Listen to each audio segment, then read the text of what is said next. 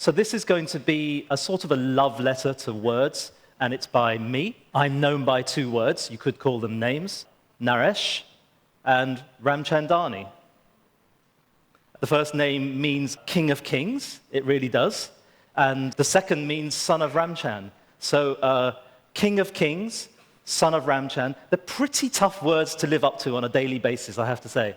So thanks, Mum and Dad, for those. I am known by some other words that are a little easier to live up to. So, for example, Londoner, Indian, parent,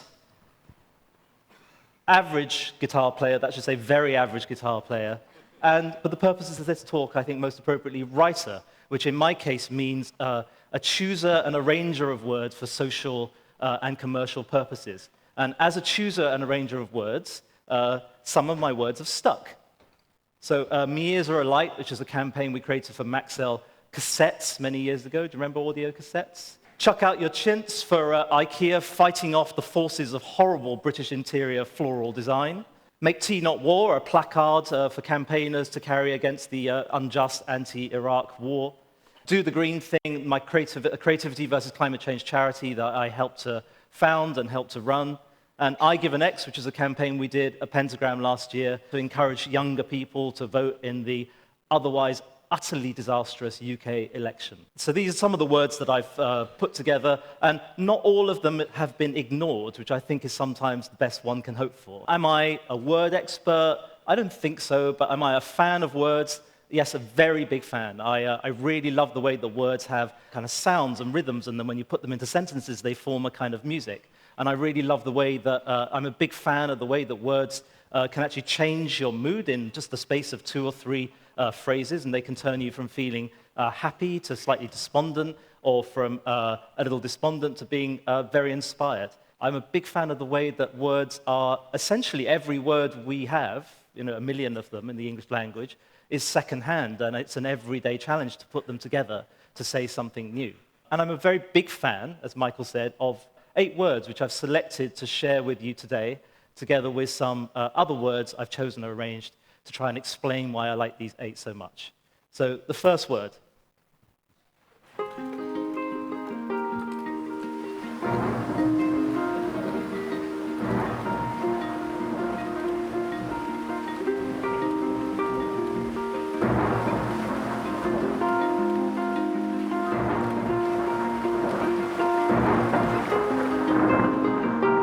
Home. Home. The Oxford English Dictionary defines home as the place where one lives permanently, especially as a member of a family or household, a fixed place of residence. Now, to my mind, this definition feels a little kind of British, a little kind of repressed and reluctant to emote, because I think the word home, it just emotes so quickly. It's 4 letters kind of defining 4 walls around the safe space where argument or love or privacy or sociability can all spread their icky, sticky mess over this rather sanitized definition. Because home is so emotional. Home is lying in bed. For me, it's lying in bed as a child and hearing the voices of my parents coming up, sort of muffled, coming up from the up through the ceiling, and knowing that here everything is safe. Or for me, home is getting up super early in the morning and knowing exactly where to put your feet so you don't activate the squeaky floorboard that will wake your partner and wake your partner's rage. Or home is your daughter crying because she hasn't got into the college she was hoping to get into, and sitting on her bed and putting your arm around her and telling her without words that here, in time, everything will be okay. Home is being away, like here, and then coming back home, coming back to the city that that suddenly looks all spectacularly clean or wonderfully scruffy or brilliantly buzzy. Coming back home, and in the center of home, the place where you're most at peace in the world. So country road, take me home. Home where my thoughts are waiting silently for me. The stuff of song, the stuff of poems, but not quite the stuff of cliché, I think, because home is something we all feel. We all feel intense pleasure when we have it, and we all feel intense pressure or stress when it's sort of threatened or denied, which is why we take our homes and we guard them with bolts and chains and alarms. and which is why I think the story of millions of Syrians fleeing across Europe, looking for a home, I think is universally upsetting and affecting. And it's why the recent rise of nationalism in the UK, in my country, is for me like a horrible ghost from the past. It's a reminder of the red rage myths that I used to have to endure as a young Asian growing up in Britain, where I was told to go home, and by people who wore their hatred too openly. And it's why when lying in bed one night last October, worrying about this talk, which I have done for 6 months, and being awoken by 3 colossal smashes on our front door, and just running downstairs, sort of yelling at these sort of burglars, or these wannabe burglars, just so absolutely furious, just sort of red misting at the fact that they could break the sanctity of home, that my 12-year-old daughter had no reason to doubt until that moment. And then waking up the next morning and thinking about which eight words I was going to share with you today, I knew that home and the profoundly emotional idea that I think it represents had to be one of them. So that's the first word, home.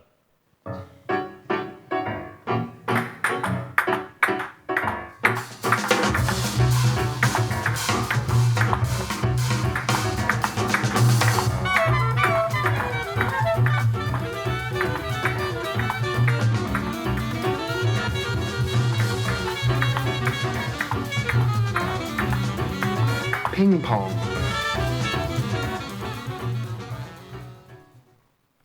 Okay, so permit me to take you back to 7th grade. Who knows what onomatopoeia means? And who can spell it?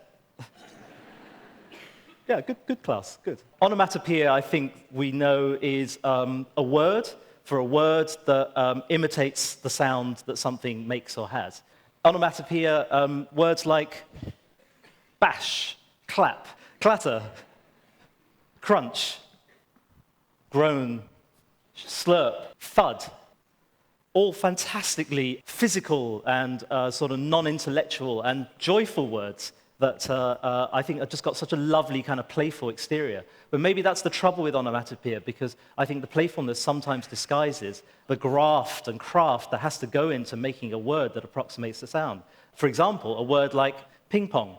I think the people who came up with ping pong didn't just come up with ping pong. I believe lots and lots and lots of writers were involved, sitting beside not yet called ping pong tables, listening to the sound of ball to bat, ball to table, over and over and over and over, coming up with combination of letters after combination of letters and combination of sounds, scratching some really, really good potential candidates, like thuck thock, or like wick wuck, or like badik baduck, or I think the one I would have settled for, which is kating katung, which I think is a great, but before rejecting all those, before brilliantly and boldly and beautifully going with the fantastic ping pong.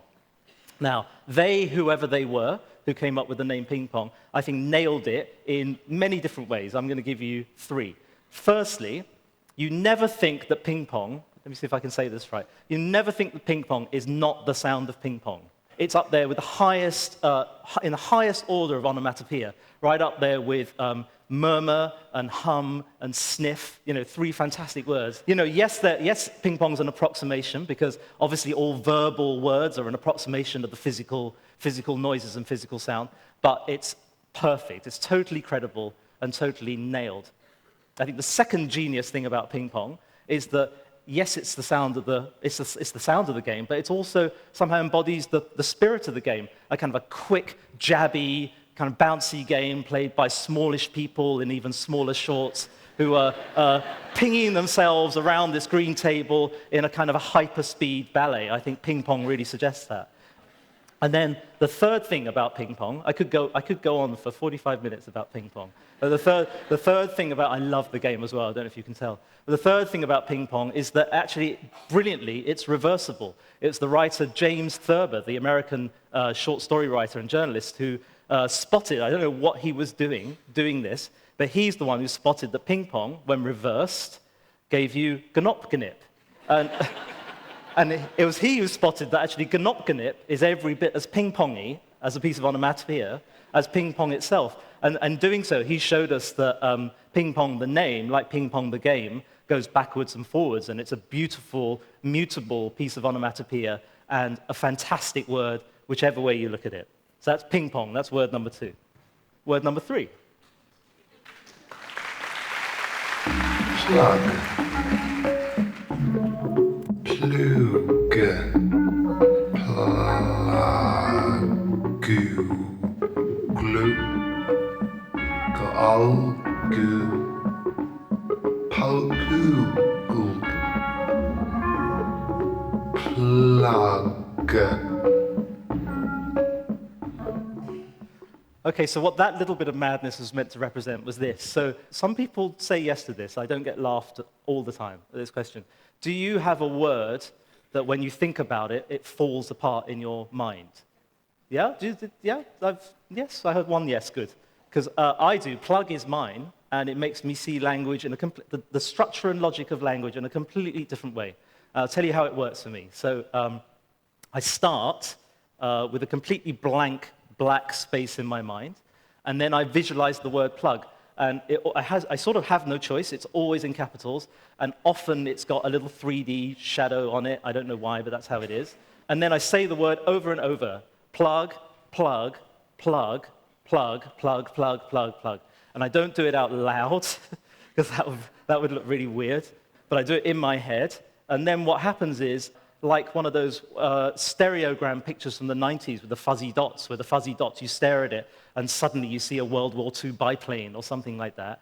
It happens. The letters start to drift apart, a bit like that. The P, L, U, and G all start moving apart from each other, like they're in space and like they're freed from the gravity of logic. And then, like a giant vocabulary or language acid trip, everything unravels for me. So I start gazing really hard in my head at each letter and wonder what it's got to do with the sound. So why is that line with the curve hanging off it, what's that got to do with the per? What? And the two letters joined up at right angles, why does that shape give us l? Why can't a l be the two straight lines connected by the curve? Oh, no, because they're an But why? And what's that circly thing with the kind of shelf through got to do with the g? And then I start to think, even if those letters, even if the shapes do make those sounds, which now I really worry about, what does that combination of sounds and that combination of shapes, what does that have to do with a thing that looks and behaves like a plug? And then I think, who called it plug? And why do they call it plug when they could have called it a droog or a fliggerflagon or something? Darling, the toaster's not working. Oh, it's just needs a new fuse in the fliggerflagon. And then my legs go all wobbly, and I have to sit down, and I don't know where I am, and I don't know why my legs are called legs, and I don't know why the shapes of the word wobbly give us that wobbly sound. And then I have to breathe deeply and consider this, that language is basically one giant code.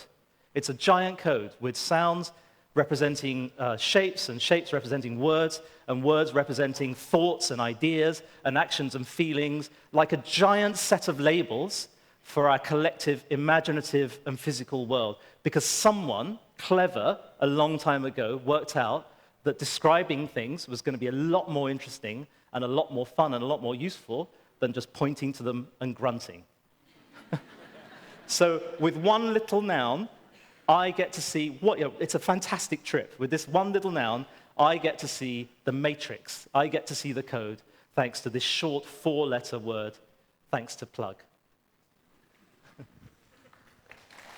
Everybody talks about dragons, dragons, dragons, dragons, dragons, dragons. This is the madness. All we are saying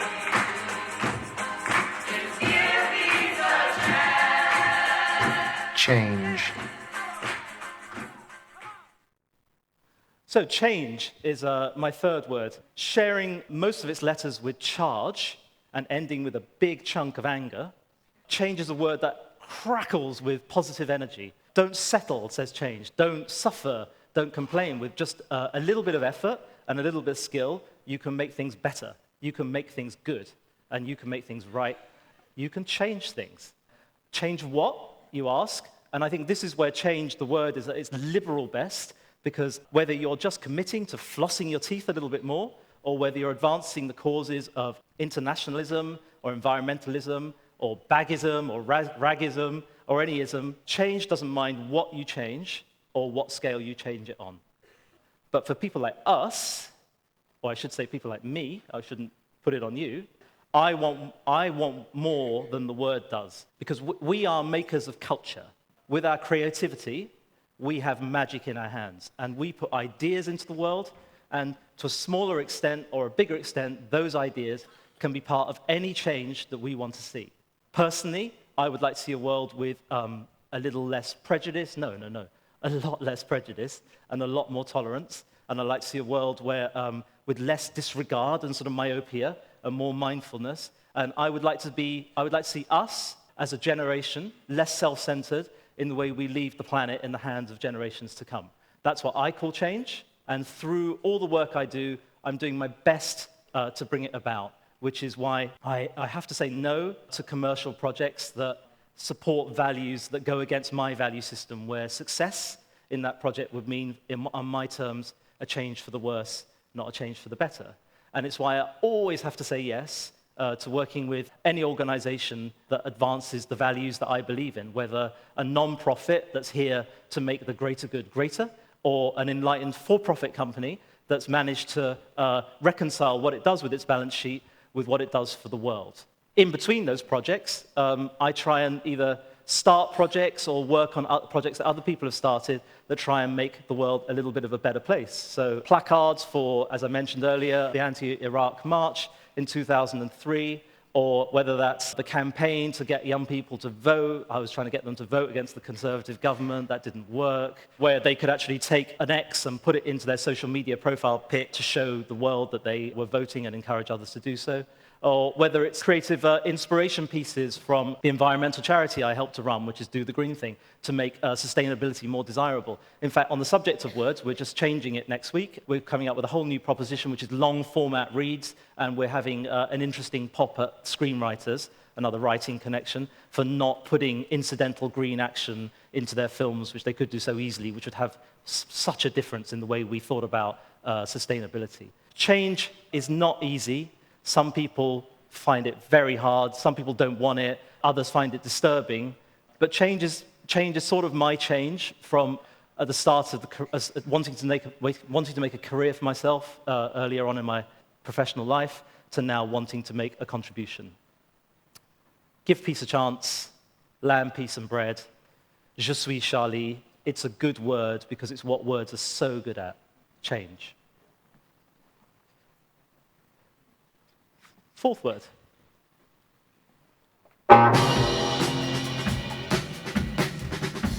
Fifth word.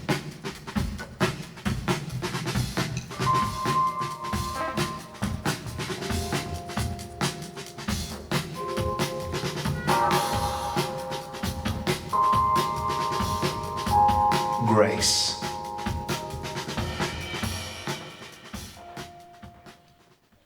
Of course, that was my fifth word. I've lost count. So I believe that creativity can change the world and should change the world. I also believe it should grace the world, and let me try and explain why. So I cut my creative teeth in advertising, and in advertising you learn pretty quickly, you learn a hard lesson really quickly, that much of the things, the creativity you put into the world is by its very nature an unwanted intervention. It's an unwanted intervention.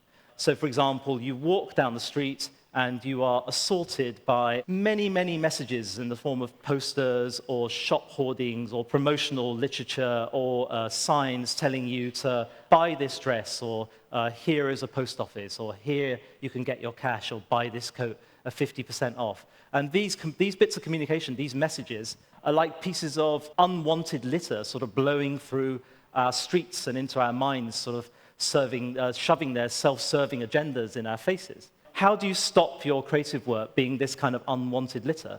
How do you give it some worth and ask it to be considered?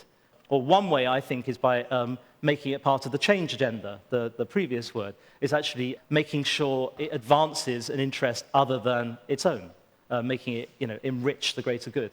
But the other way, I think, is to make it attractive, make your creativity pleasing and fitting, and make it resolved and considered, and make it considerate of the people who are going to consume it and of the place where it's going to be consumed. In other words, to make sure it graces the world it's going to be part of. Now, some people think that grace is a spiritual word or an aristocratic word. I don't think so. I think, for me, grace is a series of smaller and larger decisions that come together to make sure that something is just right or just so. In the world of music, for example, I think it's every track by Fortet that knows exactly how to start, and it knows exactly how and when to end, and it always gives enough, and it never outstays its welcome.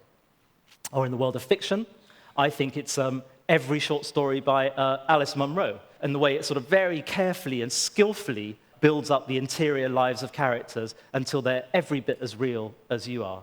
In my world, it's something like a commercial or a short film where the pictures and the dialogue and the soundtrack and the animation all know how to defer to each other or support each other and sort of dance the dance with each other properly. Or it's a bit of writing. So, for example, when you name an organization, or you write a line, or you write a headline, or a bit of copy, it's about the way that writing's logic and its sort of tone and its syntax and its sound all come together to be forceful and interesting when they need to be, and just very simple and descriptive when they need to be. That's what I call grace, and I think the great thing about grace is it adds, where something's got no charm, it can give some charm, and where something's a little bit rough, it can actually add some finesse. And really importantly to me, grace can be the sugar coating around the bitter pill of change, where change is about anarchy, grace can give it a little bit of dignity, and where change is about provocation, grace can give it some sort of consideration. So if I had a 2-word work manifesto, those words would be change and grace. Change, about having the courage and/or stupidity sometimes to want to change the world, and grace, to call for it decently. Pathetic. Pathetic. Pathetic. Pathetic. So, my 6th word is pathetic. Now, as a rule, I try not to be unpleasant to people. I think unpleasantness just demeans the person you're unpleasant to in so many ways. It leaves them feeling unconfident, or stupid, or hurt, or betrayed, or murderously vengeful, or all of those things. And I think it also demeans you. It leaves you feeling patronizing, or petty, or snobbish, or snappish, or a giant jerk, or all of those things. So generally, it's not a good idea. However, there are sometimes you just can't help it. There are sometimes when confronted by someone's unfathomable idiocy or utter selfishness, the snarky part of you gets the better of the Mahatma Gandhi part of you, sort of utterly but deliciously compelled to tell the other person exactly what you think of them. And that is where you need the greatest put down known to humankind, the word pathetic. Now, let's take this one-word body blow, slow it down, and analyze why it works so well. So, pathetic starts, yes, with a P, but with a giant withering P, the P, the lip sort of curling and sneering to deliver this sound of utter disdain. And then after that great lead comes the intellectual center of the word, the ancient Greek bit, pathos. Now, even if you don't know what pathos means, I think you get the feeling, when you hear the word pathetic, that something very clever is at work here, that behind the insult, people like Socrates and Aristotle are kind of eating olives and laughing their heads off at your stupidity. If you do know what the word pathos means, it's worse, because you now know you're pitied by the whole of humankind. And then the final flourish to the word, the ick, the k, the k, literally causing the speaker to literally spit in the receiver's face. K, a subtle or not so subtle spray that leaves its victim utterly humiliated. Compared to, it's this combination of sophistication and substance that make pathetic tower above every other kind of insult, I think. Compared to words like awful, appalling, and diabolical, the melodramatic put-downs, pathetic has style. It has real style, kind of existing in the world of sort of pressed linen suits and weighty cufflinks and Chanel No. 5 and Vogue cigarettes, etc. Oh, pathetic. And compared to the kind of officious jibes like unacceptable, or the one my team teased me for, not good enough, pathetic's got real pain, I think. It's, I think when you're called pathetic, you're made to feel that you've committed a monumental cock-up, fed by laziness and fueled by incompetence. And compared to the single-syllable disses, you dick, you shit, and you ass, and so on, pathetic actually has weight. I think it's got weight. I mean, these kind of easy blurts you can just sort of brush off. But pathetic, if someone calls you pathetic, I think they've been studying you comprehensively and really sort of thinking through your strengths and your weaknesses before delivering the harsh but fair summation that you or your work or both are utterly worthless.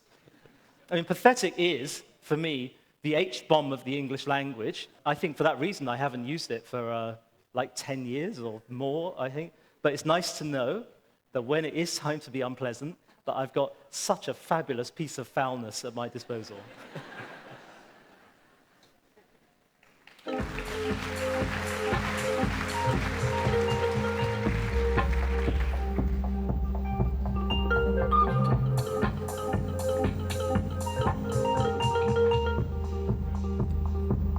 Selflessness.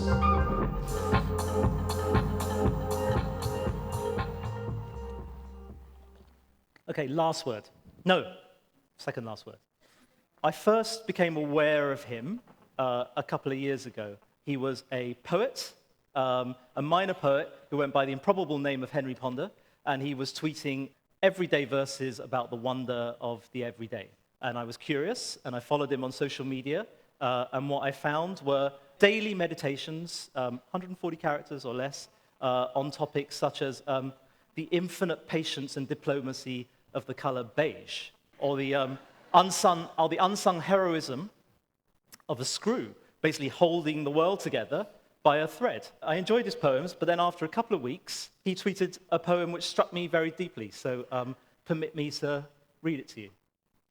Remove from the world the self and the selfie. Think of others, take an everyone else-y.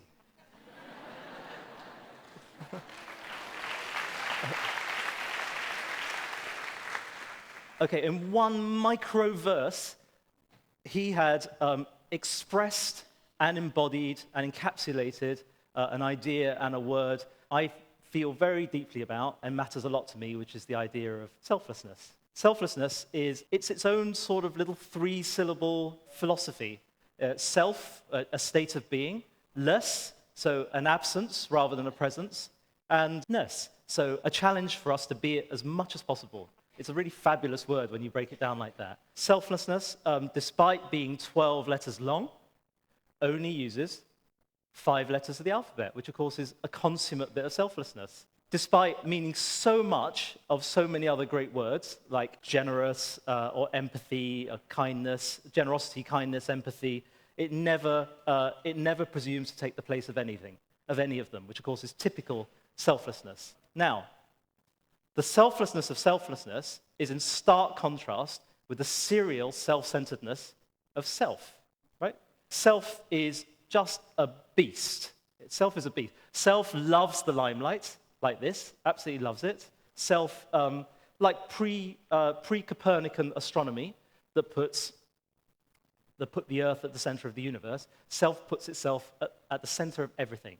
Its second favorite word is I. Its first most favorite word, of course, is me. It loves any conversation that it can dominate. It's really, really interested in anyone's point of view that supports its own, right? So, self, I mean, a couple of people have said the word ego up on the stage. You know, Warren said it a couple of days ago. Self, aka ego, for me is sort of the most dehumanizing and one of the most destructive things that we've got, I think. The trouble with self is that self takes up, well, no, perhaps self cannot be blamed. Let me say this first. Self cannot be blamed, perhaps, because it's got all the encouragement in the world, because living living as it does in a first-person economy where all success must have a hero and all achievement must have a face. But self just takes up so much time and energy, sort of grooming yourself, promoting yourself, Googling yourself, as Eric showed us the other day, taking pictures of your genitals against objects and boasting about yourself. That was interesting. I mean, it takes up so much time and energy and leaves no room for considering other people beyond what they can do for you.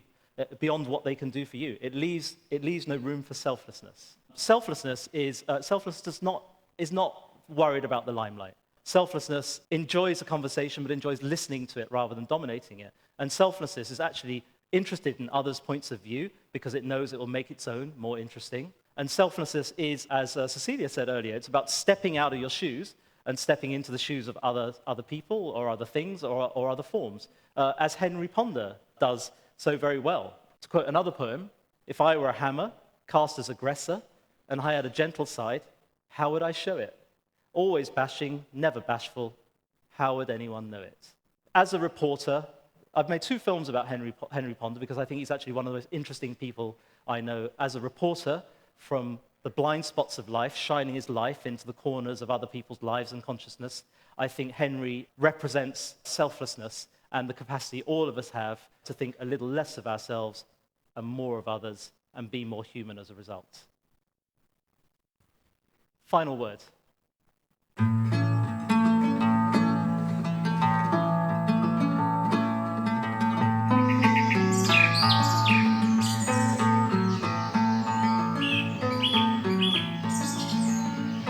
Maybe.